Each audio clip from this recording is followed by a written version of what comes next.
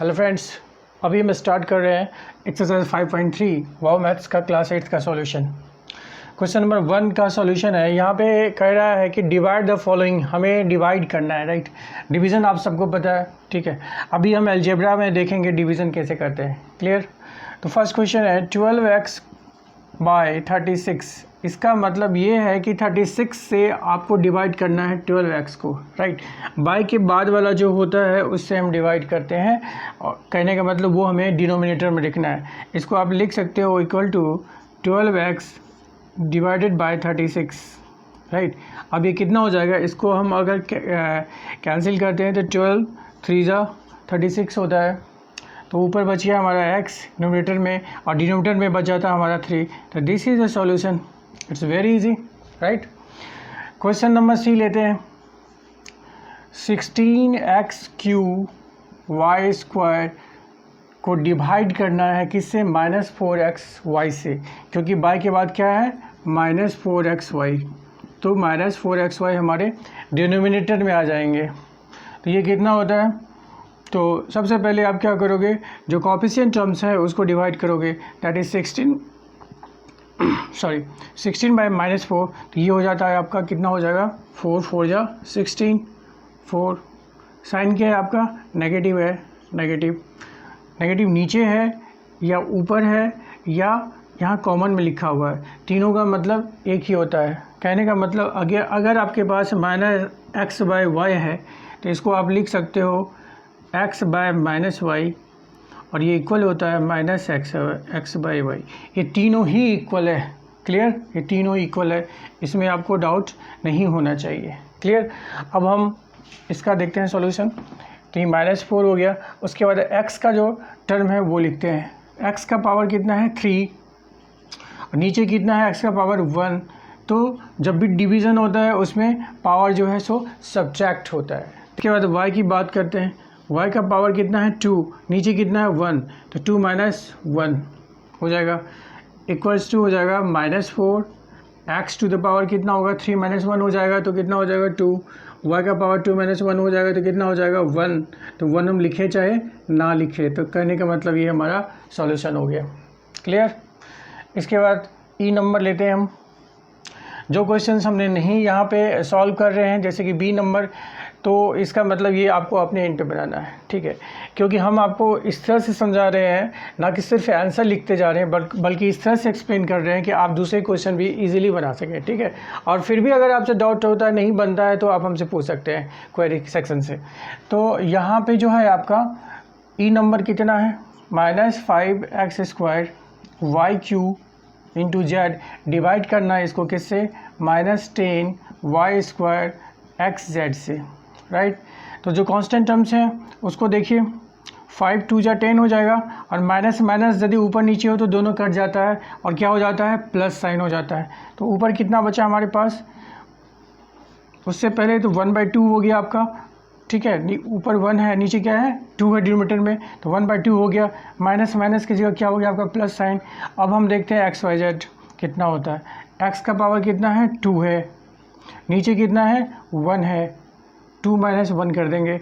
y का power कितना है, ऊपर 3 है, फिर नीचे कितना है 2 है, तो -2 हो जाएगा। पावर क्या होगा, सब्ट्रैक्ट होगा, क्योंकि यहाँ पे डिवाइड कर रहे हैं हम। और z का पावर यहाँ पे क्या है 1 है, और नीचे भी क्या है 1 है, तो हम 1 - 1 लिख सकते हैं। वैसे आप इसको डायरेक्ट कैंसिल कर सकते हैं, कहने का मतलब जेड का टर्म इसमें बचेगा ही नहीं। वैसे जब इसको हम सॉल्व करेंगे तो देखते हैं कितना होता है, half into x to the power 2 - 1 कितना हो गया 1 हो गया, and y to the power 3 - 2 कितना हो गया 1 हो गया, और z टू द पावर कितना लिखोगे 1 - 1 कितना हो गया 0, 1/2 xy, और z टू द पावर 0 का मतलब क्या 1, तो कितना हो गया आपका half x into Y. This is the solution, right. और क्वेश्चन नंबर F को देखते हैं। 21x² y³ divide by -3xy कितना हो जाएगा, 3 7 जा 21। साइन क्या होगा नेगेटिव, तो -7 हमने लिख दिया, ठीक है। इसके बाद x वाला देखते हैं। x का पावर 2 माइनस डिनोमिनेटर में कितना है पावर, x का 1 है तो 2 - 1 हो जाएगा, और y का पावर कितना है, न्यूमरेटर में 3 है, डिनोमिनेटर में 1, तो कितना हो गया आपका -7 into X into Y to the power 2, right. ये 2 इसका है, तो this is the solution. Okay, अब आते हैं क्वेश्चन नंबर 2 पे। Simplify the following. Question number 1 कह रहा है 6x + 8 डिवाइड बाय 2, इसको डिवीज़न करना है। कहने का मतलब आपका न्यूमरेटर में कितना है, 6x + 8 है, और इसको डिवाइड करना है 2 से, तो डिवाइडेड बाय 2 इस तरह से लिख सकते हैं। डिवीजन का साइन है तो मैंने डिवीजन का साइन दे दिया, बाय 2 किया है, राइट। अभी इसको आप 2 पार्ट में डिवाइड कर सकते हो, जैसे 6x/2 कर सकते हो, +8/2 कर सकते हो। कोई दिक्कत, आई थिंक इसमें कोई दिक्कत नहीं होना चाहिए, क्योंकि आप पहले भी पढ़ चुके हैं। अगर 3 + 4/2 है तो इसे आप कितना लिखते हो, 3/2 + 4/2। क्या यूँ कहो कि अगर इन दोनों को सम करना हो तो इन दोनों का एलसीएम लेते हैं, और फिर यहाँ पे होता है 3 + 4, ठीक है। तो इसको मैंने 2 पार्ट में अलग अलग कर दिया है, ठीक है। मेरा ये उद्देश्य है पढ़ाने का कि आपको ये सारी चीज़ें समझ में आनी चाहिए, ठीक। आपको आंसर कॉपी करने की ज़रूरत नहीं है, क्योंकि मैं इस तरह से एक्सप्लेन करने की पूरी कोशिश कर रहा हूँ कि आपको कोई भी चीज़ जो है समझने में दिक्कत ना हो, ठीक है, और आप खुद जो है सो क्वेश्चंस को अपने एंड पे सॉल्व कर पाए। तो आगे चलते हम। इसका सॉल्यूशन हो गया, 2 3 जा कितना होता है 6, तो 3 × x रहेगा, 3x रहेगा, +2 4 जा 8 होता है, तो कितना हो गया आपका 4। तो this is the answer. Sine का खास ध्यान रखना है, प्लस टर्म्स कोई मिस ना हो अलजेब्रा में, ठीक है। बहुत सारे स्टूडेंट्स को अलजेब्रा बहुत हार्ड लगता है और बहुत सारे स्टूडेंट्स को अलजेब्रा बहुत इजी लगता है। उसका रीज़न ये है कि जिनको ये हार्ड लगता है क्योंकि उनको क्लियर कॉन्सेप्ट नहीं पता है। तो मेरा यहाँ से ये आपको मैसेज जा रहा है, मैसेज देना चाह रहा हूँ कि अलजेब्रा बहुत ही ईजी है, और आप बिल्कुल अगर इन वीडियोस को देखेंगे, मेरे वीडियोस को, तो आपको सारी चीज़ें क्लियर हो जाएगी A to Z, ये मेरी गारंटी है। बशर्ते कि आप फुल कंसंट्रेशन के साथ चीज़ों को समझें और उसको खुद फिर अपने घर पर प्रैक्टिस करें। ओके, चलिए क्वेश्चन नंबर C का सॉल्यूशन देखते हैं। 2 2 1 p² q² plus 13 pq² plus 17 pq² divided by, कितना से डिवाइड करना है, -663 pq। देखो बच्चों, यहाँ पे एक चीज़ ध्यान देने का है कि यहाँ पे 2 टर्म जो है सो लाइक टर्म्स है। यहाँ भी pq² है, यहाँ भी pq² है। अगर इस तरह के टर्म्स है जो कि लाइक टर्म्स हैं तो उसको आप पहले कैलकुलेट कर लोगे, उसके बाद डिवीज़न का प्रोसेस करोगे, क्योंकि अननेसेसरी आपका टर्म्स फिर नहीं बढ़ेगा, ठीक है। तो इन दोनों को क्या कर सकते हैं, हम ऐड कर सकते हैं। किसको किसको, 13 और 17 को। ये कितना हो जाएगा आपका 30 हो जाएगा। pq² रहेगा अपनी जगह पे, फिर -663 pq रहेगा, ठीक है। इसको अब फिर आप सेपरेट कर लीजिए, तो कितना हो जाता है 221 p² q² divide by -663 pq, right, then plus 30 pq² divide by -663 pq। अभी आपका हो जाता है, अगर 3 से मल्टीप्लाई कर दें हम 2 to 1 को, तो कितना हो जाएगा 663, ठीक है। तो यहाँ से आ जाएगा आपका -1/3 p² है, नीचे एक p है, तो कितना डायरेक्ट लिख सकते हैं आप, p² - 1 दैट इज़ p। उसके बाद सिमिलरली q हो जाएगा, फिर आपका प्लस माइनस क्या हो जाता है, माइनस होता है। उसके बाद फिर ये क्या इससे कट सकता है, हाँ कट सकता है, 3 से कट सकता है, 3 10 जा 30, और ये आपका 3 2 जा 6, 3 2 जा 6, 3 1 जा 3। बस इसके बाद यहाँ पे हो जाता है आपका 2 2 1, और यहाँ पे आपका p कैंसिल हो जाएगा, और q से एक q सब्ट्रैक्ट हो जाएगा, क्योंकि पावर 2 में से q का पावर कितना है 2 है, इसमें से फिर एक पावर क्या है 1, ये माइनस होगा तो क्या बचेगा आपका q बचेगा।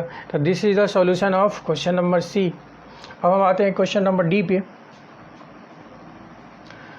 12x to the power 4 y to the power 3 z to the power 2, ठीक है, plus 16x² y to the power 5 z to the power 2 minus 8x² y³ Z to the power 4, right.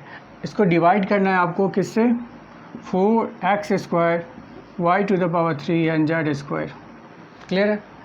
इसके बाद फिर इसको separate out कर देना है, very easy है, x to the power 4 y³ z² upon 4x² y³ z² plus 16x² y to the power 5 z² upon this one 4x² y³ and z², right.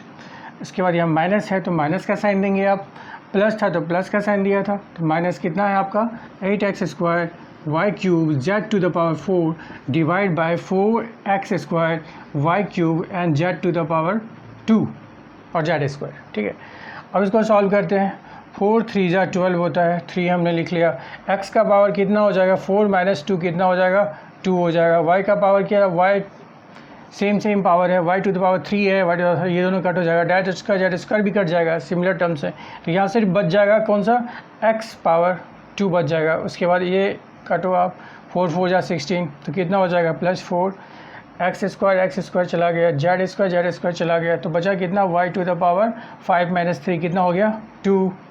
इसके बाद माइनस 4 2 जा 8 होता है, तो -2 लिखेंगे, x² कैंसिल हो गया, y³ कैंसिल हो गया, z का पावर कितना हो गया 4 माइनस 2 कितना हो गया, 4 माइनस 2 कितना होता है 2 होता है, right.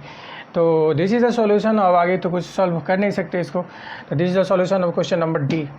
Okay, thank you students, right. And उम्मीद करते हैं आपको सारी चीज़ें बहुत क्लियरली समझ में आई होगी। फिर भी अगर आपको कोई डाउट है तो you can ask in the comment section.